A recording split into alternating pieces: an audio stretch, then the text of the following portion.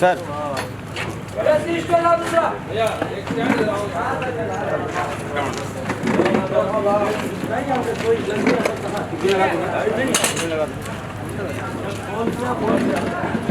ये है ब्रेक वहाँ से गाड़ी आ जाऊंगा तो फिर मैं कोट टाई लगा दूंगा। अभिषेक भाई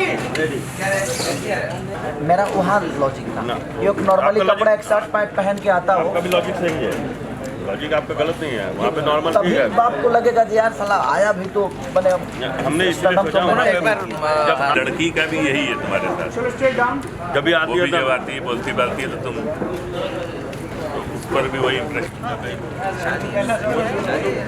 बोल रहा है जो बैठना चाहिए ये होगा बस जाएगा फिर आएगा। ऐसा नहीं है सर, कसम से नहीं। मॉडल दिखा है मेरे हाथ नहीं सर, हमको क्यों मार रहे दाढ़ी नहीं छुड़ाएगा वो मरेगा।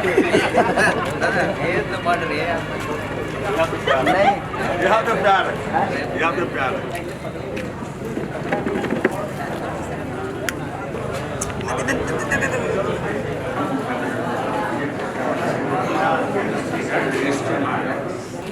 आपने आपने बोला है ना सर वहाँ पे कि आपके लिए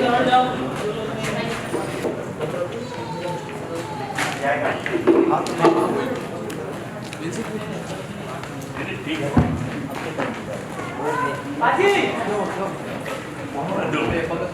दिया